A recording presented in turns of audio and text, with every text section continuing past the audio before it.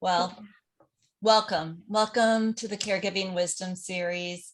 We're just delighted tonight to have Michelle Johnson with us. I'm Deb Kelsey Davis, and with me is Kelly Johnson, and together we're the co-founders of Nourish for Caregivers, and we are caregivers too.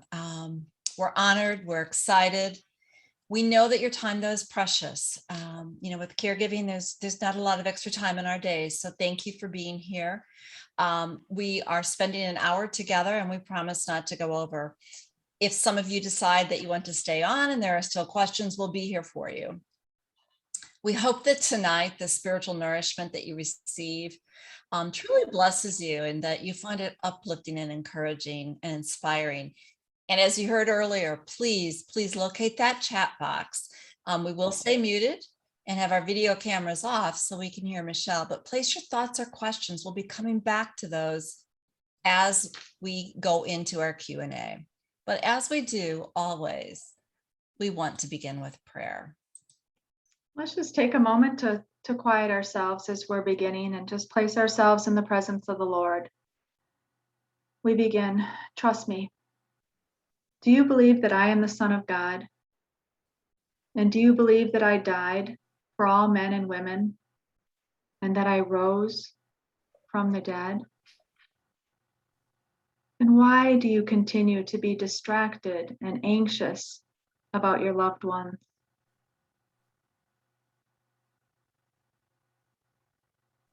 Would I refuse to work in their lives just as I work in yours?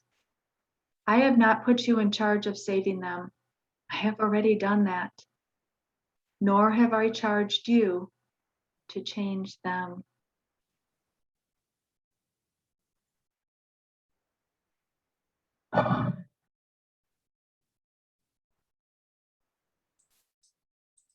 Your task is to love, to forgive, to pray for them and to turn them over to me.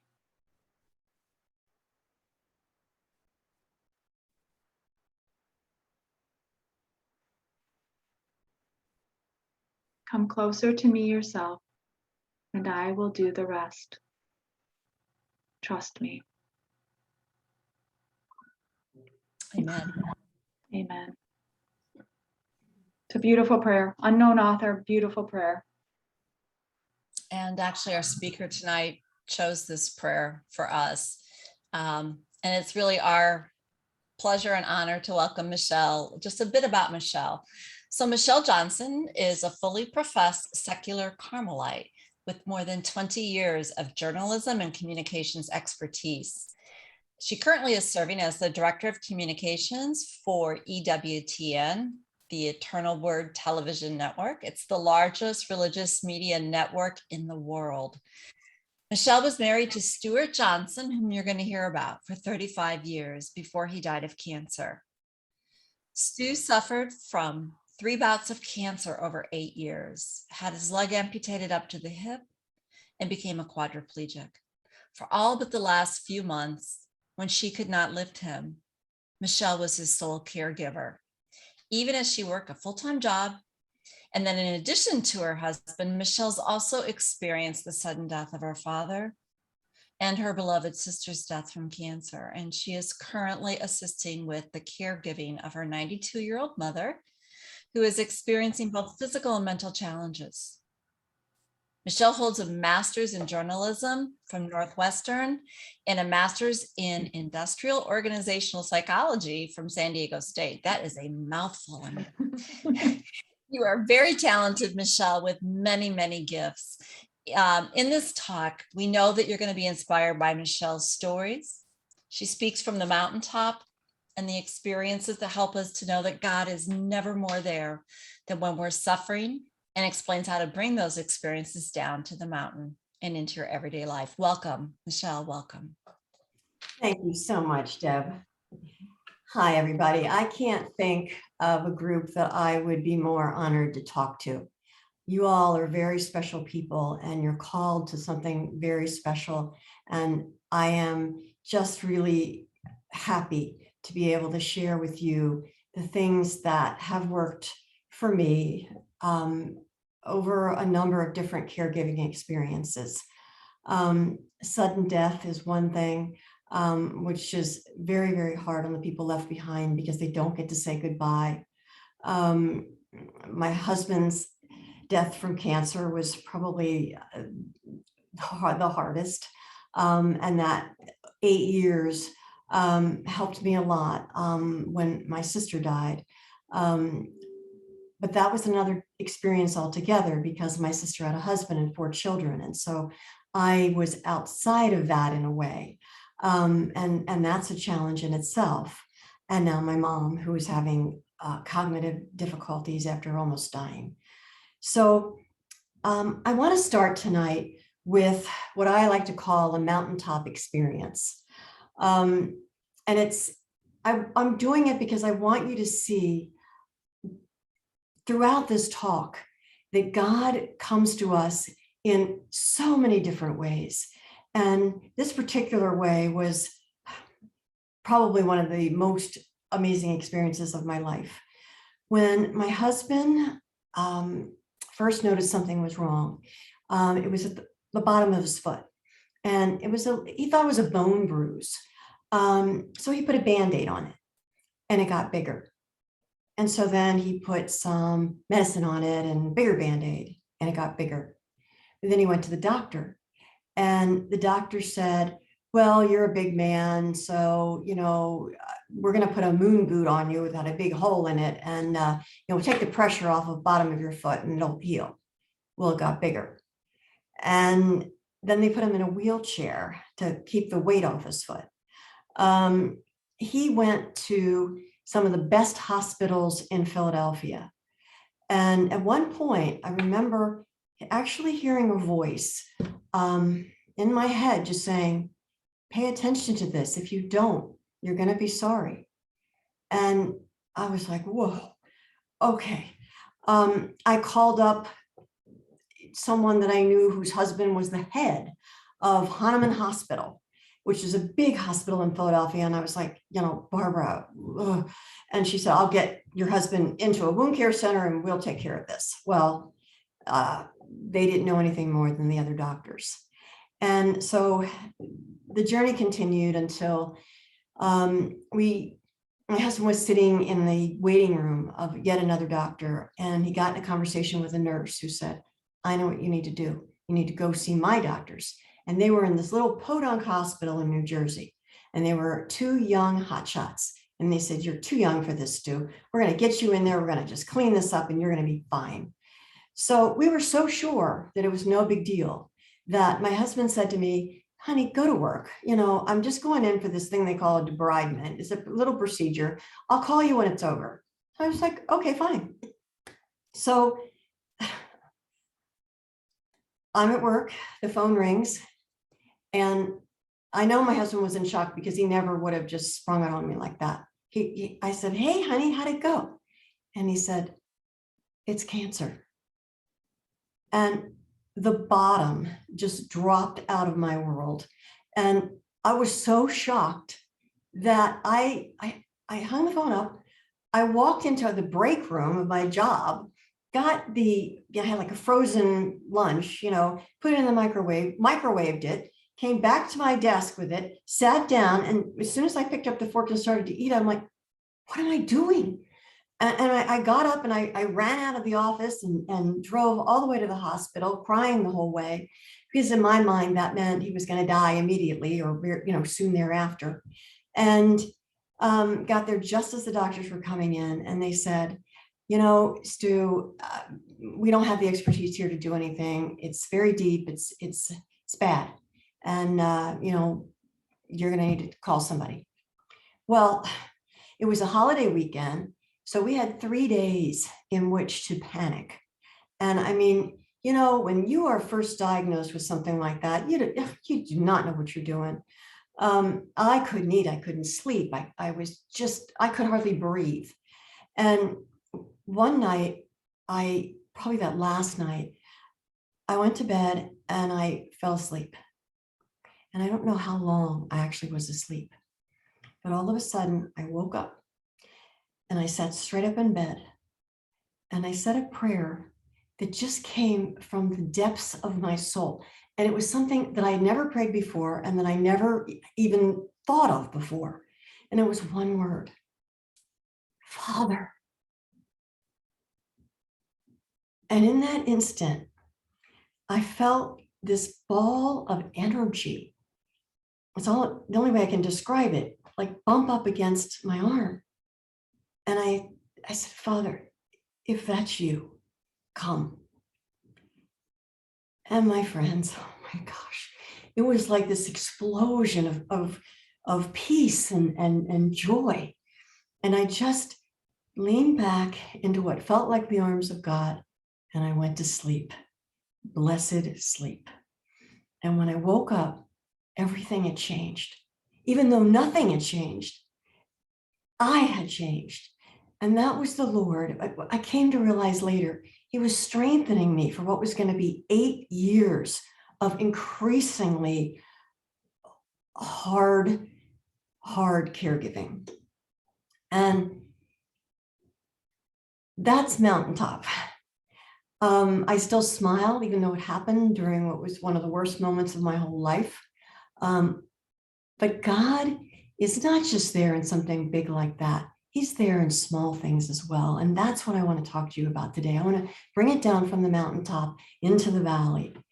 And I'm going to group my caregiving tips into 3 categories: the cardinal virtues: faith, hope, and love.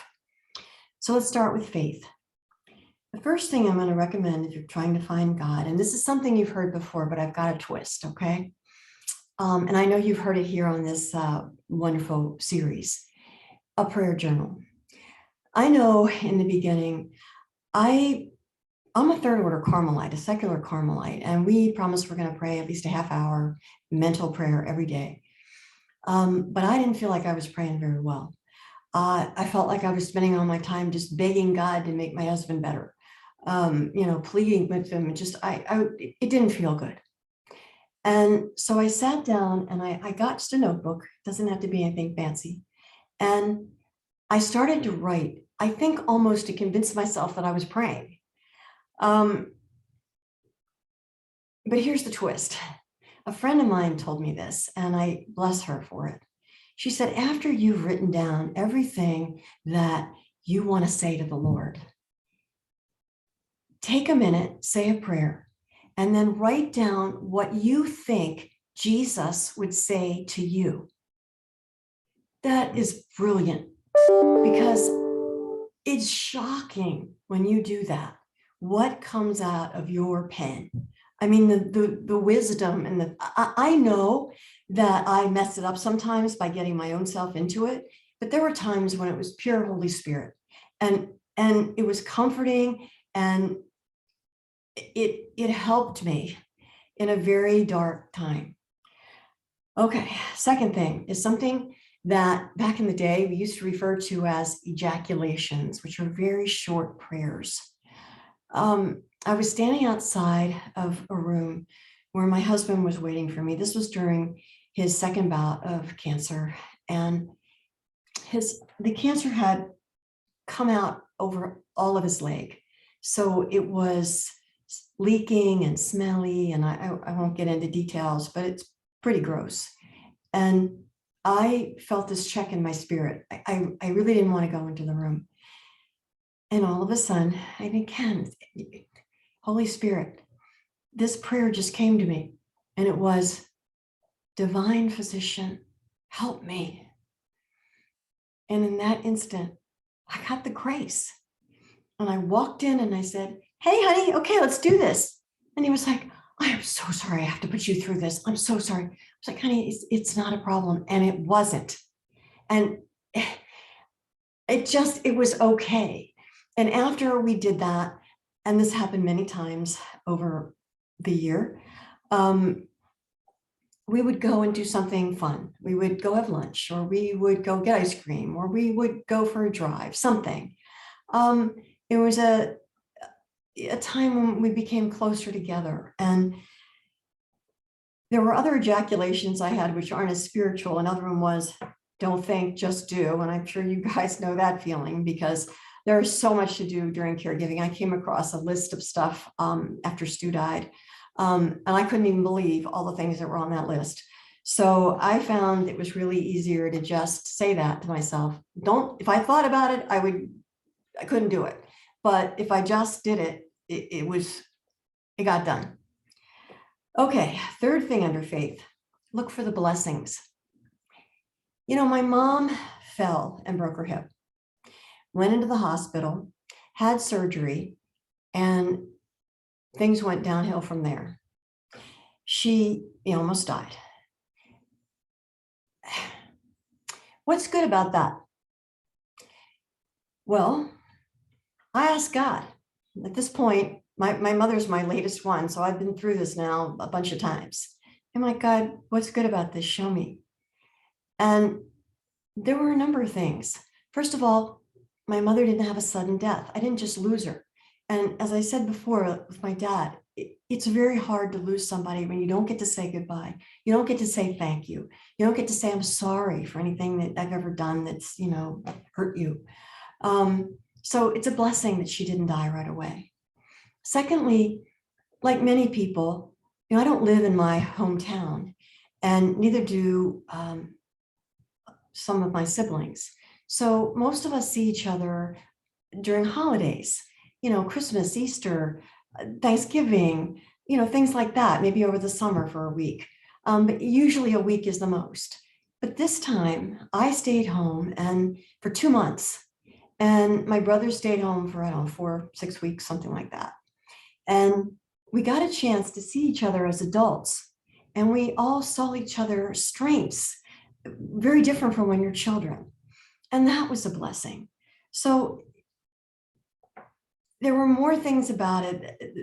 The third thing that was a real blessing was, and I learned this with my husband as well, the good times aren't over just because somebody is really sick. And I think sometimes we tend to think that, but God doesn't want that for us. God's not wanting us, okay, now you just have to sit at home and be morose. And you know what I mean? I watched my mom and I was asking him, I was pleading with the Lord, please help me to see what I can do to help her. And we had gotten her to a point where she could sit up. She couldn't even sit up when we got her home. She couldn't move in the bed.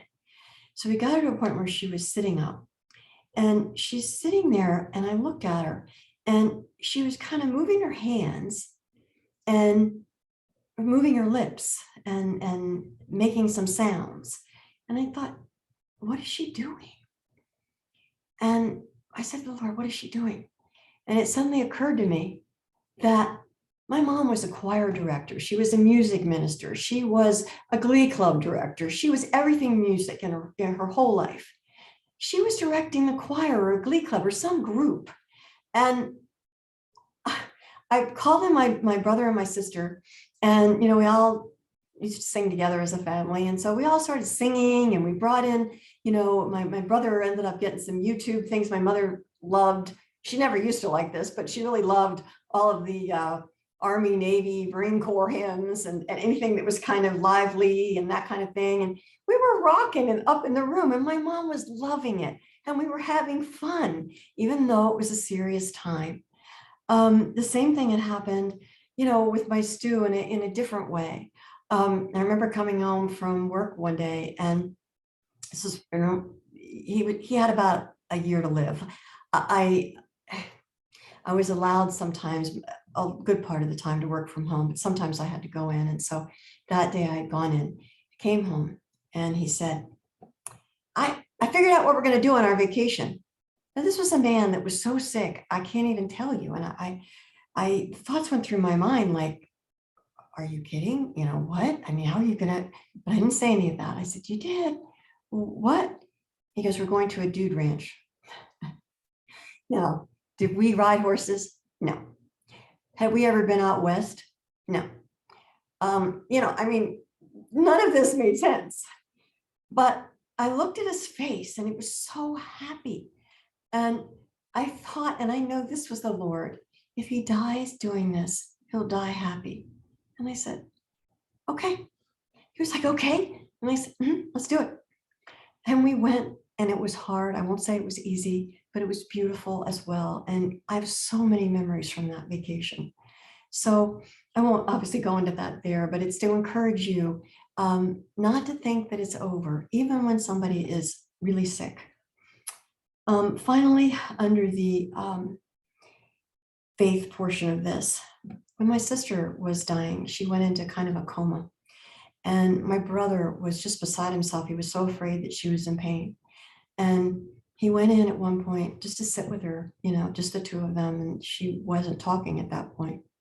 But while he was sitting there, she suddenly opened her eyes and looked at him and said, "I'm never sad." And she went back to sleep. I'm never sad. Wow, what a blessing. She was in a lot of pain. I have to tell you, she went through a lot during the final year.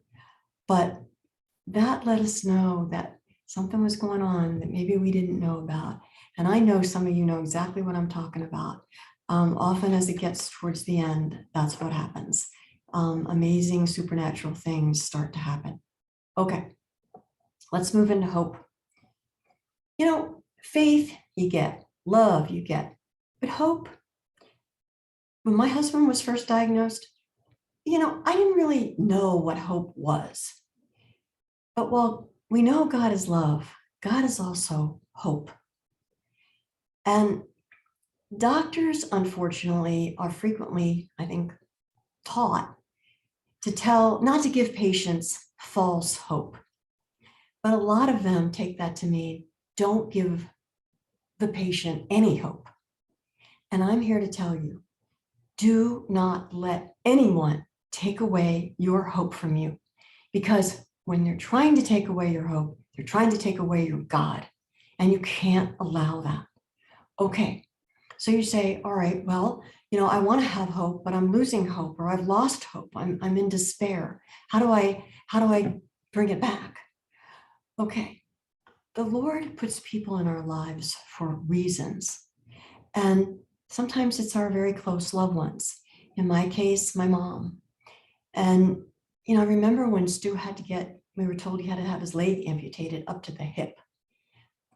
That freaked me out. I'd been through a lot, but, I tried to act like it was no big deal in front of my husband. When I was driving home from the hospital, I was beside myself. And I called my mother and I told her what was happening. And then I just burst out, "Mom, I'm so scared." And she said, "Honey, what are you afraid of?" And I said, "I don't understand how he's going to be able to sit." That sounds dumb now, but I couldn't picture it. But as I said those words, I could feel the anxiety, just almost physically. I could just feel it, like calming down, like feeling better. Talking to someone that loves you is a big deal. Okay, say you don't have somebody around at the moment that loves you. Then see if you can find somebody who's been through what you've been through, something similar. I was blessed, and a lot of you know this name. I work at EWTN, and I got to know Janet Bankovic Williams. And, she lost her husband. And she had said to me at one point, "Michelle, if you ever need to talk to anybody, call me." And, I don't know about you, but I'm not somebody who just picks up the phone and calls people. You want to be self-sufficient and all that. But I was desperate enough one day to do that. There was this doctor that had just about stomped all over my heart, and I really was having another bad moment. So I waited until I thought I was in good shape and I could handle a conversation. I called her up. As soon as I started talking, I burst into tears. And it wasn't what Janet said. It was just that she listened with non-judgmentally and with an open heart. And again, as I shared my pain, I felt my hope being restored. So God, be careful. Don't do it with just anybody. And just because somebody's in your church doesn't mean that they're going to be helpful. Let me just say that. I won't go into any more, but I used to just share with in the beginning, I shared with anybody. No, that's not a good idea. Finally, in terms of sharing, after Stu died, I was in a grief group and it was getting kind of heavy. I felt like somebody needed to say something.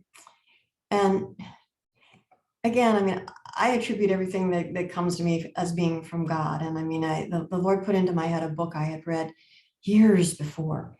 And some of you may have heard of it. It's called Man's Search for Meaning. And it's by a psychiatrist named Viktor Frankl. And he was separated from his family and they were all put into concentration camps in Nazi Germany. Doesn't get much worse than that.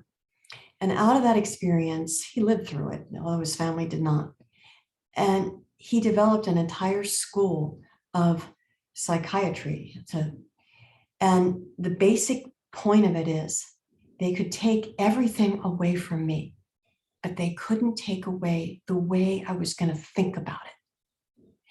Think about that in terms of what's happening to you now, because we get to determine what we tell ourselves about our situation frames how we feel often. I might say all the time. What you're saying to yourself is very important. And listen to yourself talk. See what you're telling yourself. Finally, under this section, I would say, when you got hope, it means you're going to keep searching for solutions. And my husband, whose cancer was off the charts because he had been misdiagnosed for a year, he shouldn't have lived more than a few months. He lived for 8 years. 8 years. Okay, love. I'm a Carmelite, as I said, and whenever we have things going on in our lives, we share in the group so that everybody will be praying. So when my mom fell this time, I told everybody what was going on. A friend of mine from the group called me up and she said, Michelle, when my mom came to visit me in Florida at one point, she fell and she almost immediately, kind of like my mom, developed dementia. And she's just changed almost overnight. And she started to be very, very demanding. And she was visiting for the summer. And she said, I was running around like a maniac, trying to keep her happy and keep the house up and do this and do that. And she said, one day my mom was out waiting for me by the car and she had her arms crossed and she was waiting to be waited on. And she said, I was trying to gather up all the stuff she wanted me to get and bring out. And she said, I was really harassed. And I walked out of the house. And as she walked out, she felt like she heard a voice, Therese, which is one of the founders of our group, say to her, are you doing this in love? And she stopped. She took a step back in the house and she was like, no, I'm not. I'm doing it because it's my duty. And she said, but at that moment, everything changed for her because she realized God wasn't calling her to be keeping the house the same way it had always been kept and doing this and doing that. He was calling her to see her mom the way he saw her, to love her mom. And she said that made everything so much better. And when her mom went back home, she had to clean the house and get the ants out and do all sorts of things, but it was okay because she felt she had risen to a challenge that had been given to her. The other thing under love is this, and I just learned this one. My husband and I fought, and we fought hard. And I've always been a very big proponent of that. You don't give up. But my husband was in his late 50s when he died. My mom is 92.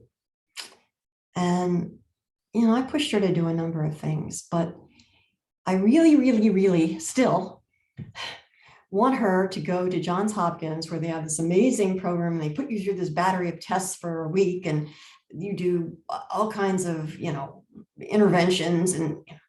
And I really, really wanted her to do this. She really, really didn't want to do it. And at one point she just took my hand and she said to me, honey, I'm tired. You're right. you have to listen to the patient at some point. And, she's 92. She's doing okay now. She's garbled speech and it's hard to understand her, but you just don't know. I'm still trying a few things, but I'm not pressing for things that I think are too much for her. The other thing that I'm asking the Lord for a lot right now is, what do you do with somebody who's legally blind, who is having problems speaking, who can't walk very far? What do you do? And I've been praying about that as well. And it was interesting. My brother-in-law and my sister live with my mom. And my brother-in-law was saying, I'm not getting a chance to pray. I can't pray. And my brother said to him, well, why don't you pray with mom? And he started doing that. And it's really a beautiful thing. I know I started to get her music tapes. And some of them are like, I love the Priests. It's a group you probably heard of. They do sacred music, beautiful, beautiful songs. And it's interesting because my brother said to me, he said, Mom only likes to do certain things with certain people. So she'll listen to the Priests with you. I also got her tapes from EWTN, Father Gallagher, his wonderful series that he's done for EWTN, a number of them. And one of his tapes is Finding God in All Things. And my mom likes to listen to that with me, not with anybody else. And then I've also learned, thanks be to God, to understand what she's saying in some ways by the inflection in her voice or the expression on her face. It's amazing how much nonverbal cues can help you to understand what a person is saying. And that's love, because you love the person and you want them. It's hard not to be able to communicate. And my mom talks up a storm. I don't know that she really understands how hard it is to understand her. And she'll just talk louder if you say, Mom, I don't understand. So I encourage you, if you have someone that's having a hard time communicating, to really pay attention and sometimes take a chance. There are times when I think she's saying something that she thinks is funny and I'll laugh. And I can tell if I succeeded when she's happy that we bonded. Okay, what if death becomes inevitable? At one point, that of course is what happened with my husband. And he was on hospice. And I went into the room where I have an altar set up. And I took my favorite picture of God. And I said, okay, Jesus, it's obviously not your will that my husband live. So I'm giving him to you. And you have to say yes to this, because this has to be your will. I'm asking you to turn his heart completely to you so that he can achieve the highest degree of glory possible. Oh, I can't even tell you. He was struggling. My husband was struggling in the end there. And at least I think he was.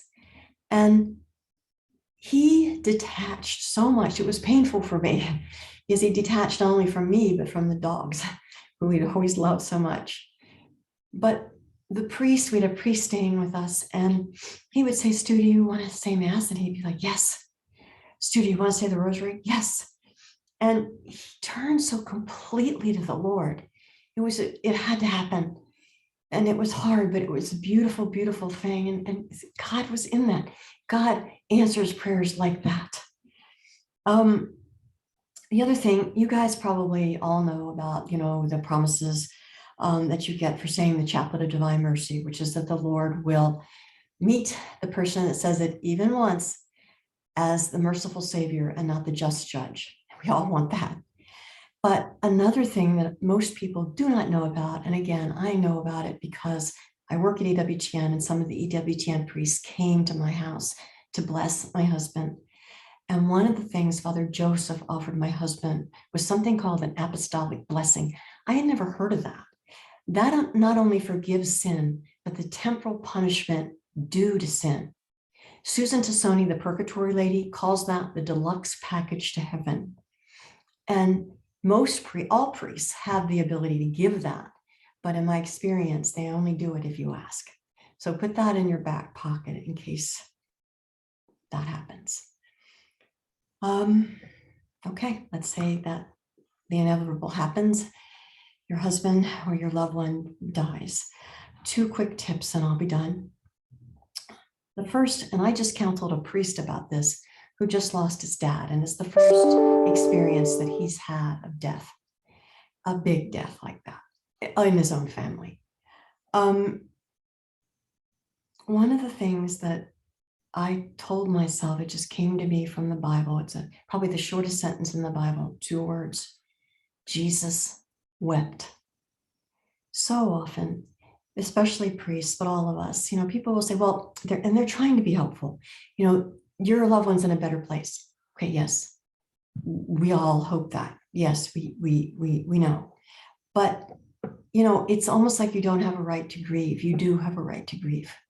If Jesus, who knew he was going to, in his divine power, raise Lazarus from the dead, because that's when that phrase comes up, he still wept in his humanity. If he can weep in his humanity, we can weep in ours.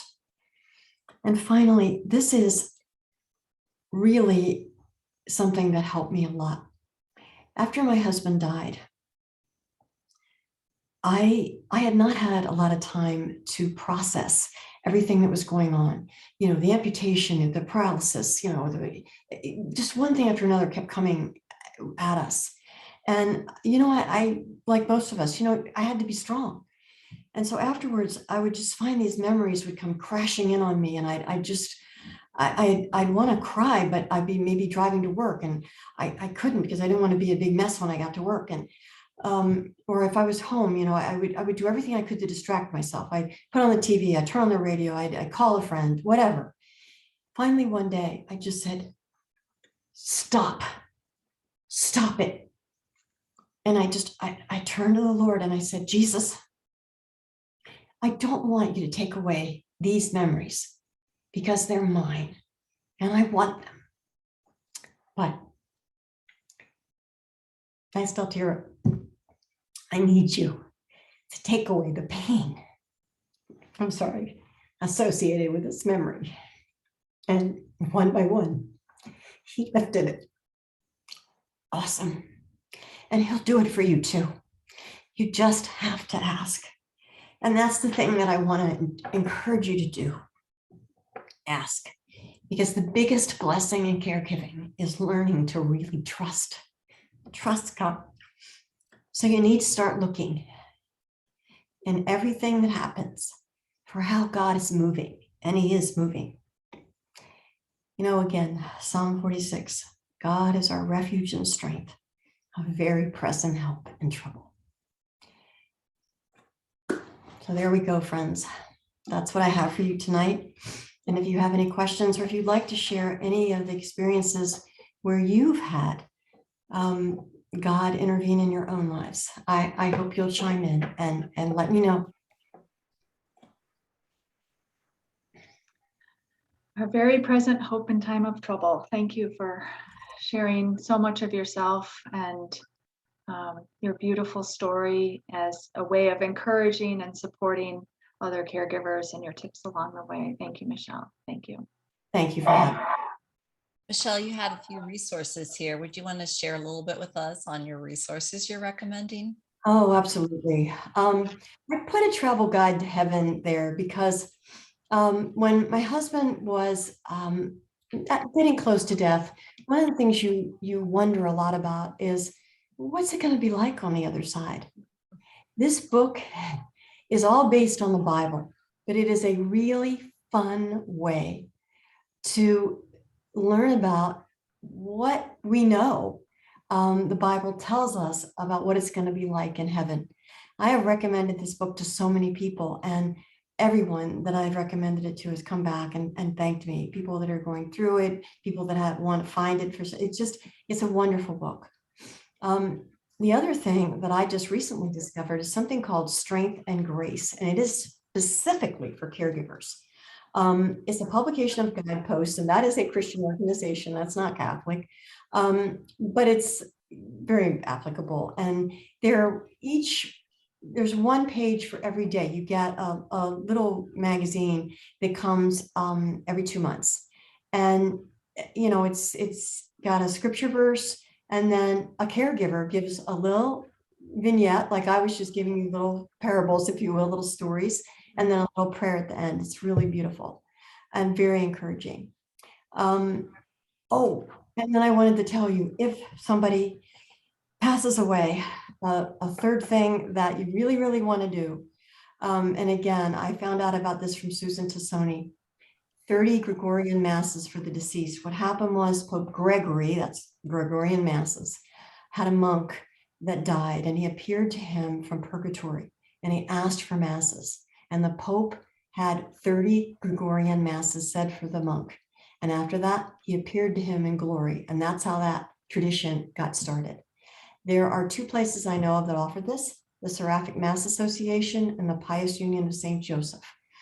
It does require a donation, but I've had it done for so many people in my family, and I'm still working on a list. Really recommend it. And Michelle, finally, we know, because I'm actually a member of your Finding God in Caregiving Facebook group, we want to make sure that everyone knows how to find you, how to contact you, and to make them aware of your group that you have. Thank you. It's Michelle M. Johnson at EWTN.com. I also have an email called CatholicEditor@proton.com, which I meant to add but did not. And then the Finding God in Caregiving. I hope you all join, and I'm happy to talk to any of you. And I'd love to hear more about your experiences. And that's what this is for, a safe place. It's a private group to share with others. So now, an opportunity for anyone who has a thought, a question, maybe an appreciation. I know that before you finished, Michelle, we had a message from Shirley who said, "I'm so sorry that I need to leave early, but this is excellent." Oh, thank you, Shirley. Margaret had put in, she had said that she prays the rosary with her dad every night when she's staying with him. He is right with me, no matter how confused he had been during the day, but he's right there. And it's kind of a statement, but I think we do see that with our parents of a certain age, that, going back into those things that are very comfortable for them. They are very present with that. You talked about your mom and music, and that can cut across dementia in many, many different times and ways. So I think that's absolutely true. A good insight. That's a blessing too, because I do know people who their biggest worry is that their loved one is not with God. Mm-hmm. Their loved one is not prepared to die, and they're scared. So count that as a big blessing if your loved one, is there and is ready. Yeah, absolutely. Michelle, you had shared something that really rang true for me, and it was your experience to say, what I took away anyhow is about discerning who you share with, discerning who you lean upon. I think so many of us as caregivers, there's this sort of sense anyhow of who do we trust, who's going to listen to us, and we want to reach out. I think it's really important. And I'd like to ask you if you could share a little bit more how you discern who you're going to share with, who you're going to turn to. Well, one of the reasons that I had said that was I remember that, like I said in the beginning, when I just shared with anybody, you know what I mean? Anybody that I thought was a listening ear. A woman came up to me at church after my husband was first diagnosed. And she said, "Oh, I hear your husband, has cancer. Tell me, what happened?" And so I said, "Well, it's melanoma." And I started telling her. And she looked at me and she said, "I knew a man who had melanoma. He died."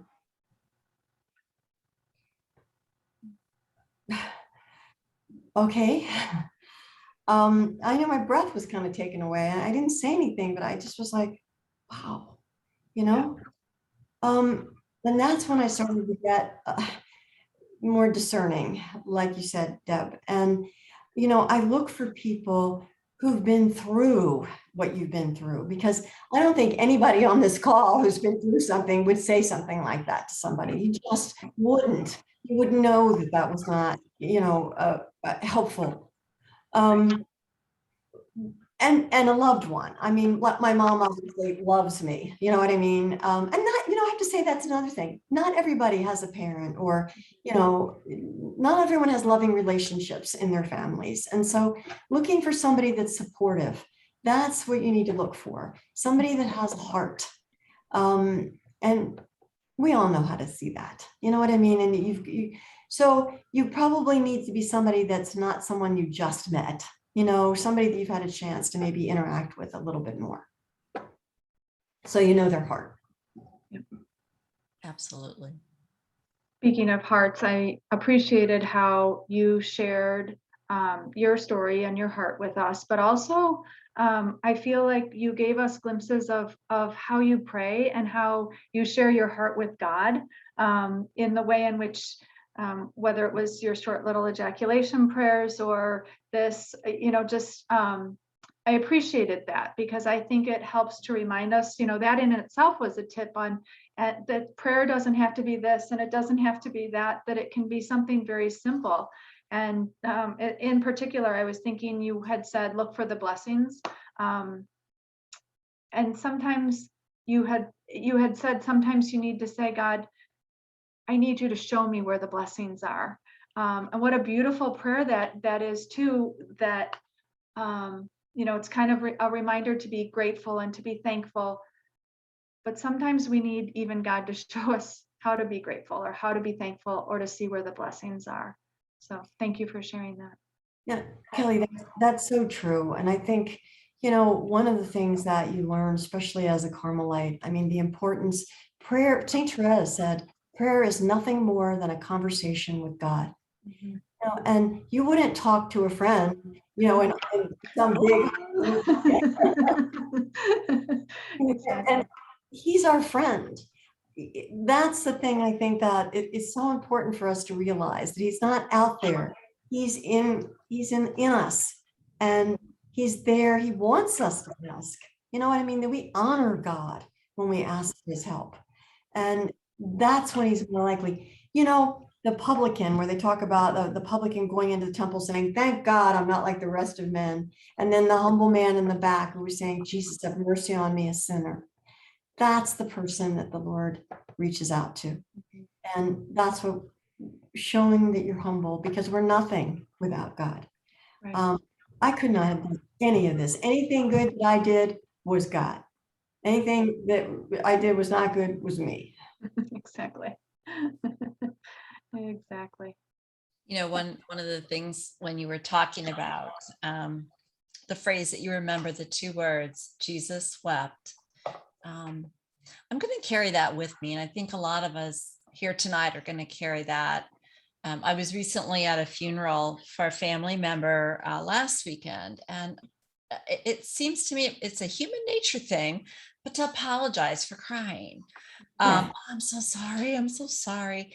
And I wish I would have had your words that you shared with us to remind us that what a beautiful thing to say to yourself, but also to someone else. Well, Jesus wept. It's okay. It makes us human and loving and caring. It does. And, one of the strength and grace readings that I read today had to do with people being self-sufficient. And the woman said, I had a friend and they were going through a really rough time. And I kept offering to help. And they kept saying, no, we're fine, we're fine. And they knew that their friend wasn't fine, but their friend wouldn't let them help. And she said, but then she started to go through a rough time. And she found the same words coming out of her mouth as came out of her friends. Oh, no, I'm fine. And, not only is it important to give, but you also have to sometimes be the person that will receive. And because if you're not, if you aren't willing to receive, then you're not, no one will have any place to give. Right. So yes, you don't want to be a burden, of course, but you know, when people offer and they're specific and you know they're sincere, for heaven's sakes, take it. Because it's a blessing to them too. Right. Right. We forget how that is a blessing, being able to walk alongside someone or being able to offer actual tangible assistance to someone and things like that. As you're talking about love, one of the things that I think about is sometimes we want to love, you know, maybe a little St. Paul in there is I want to do what I do, but I don't do what I want.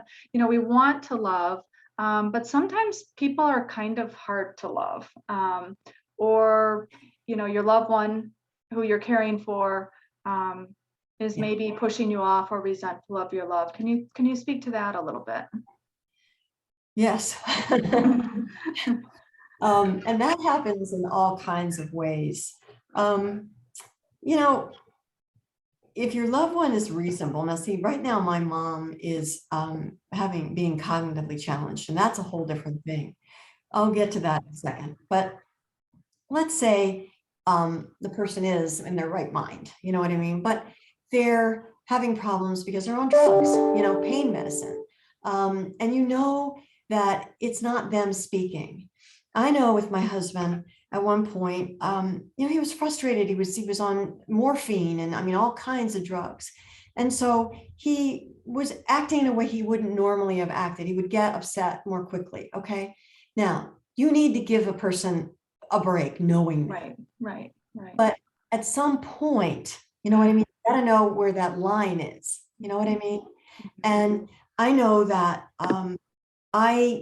at one point I got upset when over something he had done, and I was like, okay, well, he's having these problems, it's fine.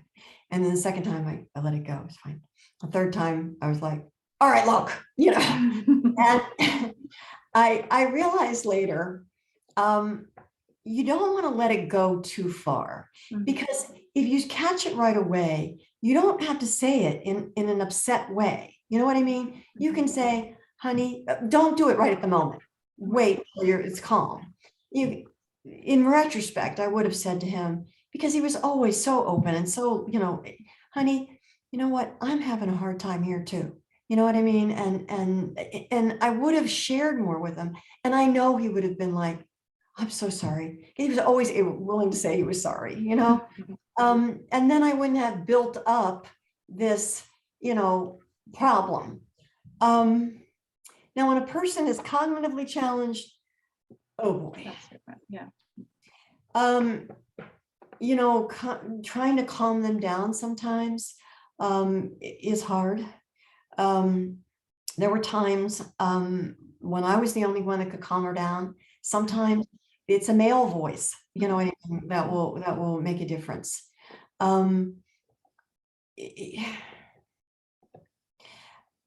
Touching can sometimes help if they're not too, you know what I mean, like to take their hand and just hold it. Trying to almost go along with them, whatever it is that they're, you know, I understand it's awful, Mom, you're right. You know what I mean? Even though you don't quite know what they're upset about. Right. Can sometimes help. I wonder if anybody else on this call has anybody that's cognitively challenged that could help with that. You know, that. Yeah. But touch is a big thing. Yeah. Touch is healing. And I wanted to make sure that you heard from Jeanette, who said, thank you, Michelle, for sharing your story with us. It is just what I needed to hear, especially about doing things with love rather than out of duty, which I tend to do. So God bless you. Oh, thank you so much. Thank you. And looks like Mary just sent, powerful and full of ways to see hope. My father has regressed to living on the farm. He's in hospice. He moves his arms at night as if he's climbing up on the tractor or a ladder to the hayloft. Although my dad is confused, but at times he would surprise me and say he's afraid to die. At 94, years old. I think he's not felt at peace with God, and his soul will be in limbo when he dies. Question mark. Whoa. Okay.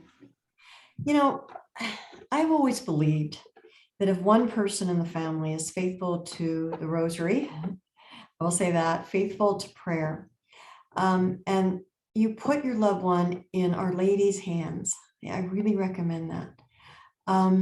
There are just beautiful stories that I bet you all have heard.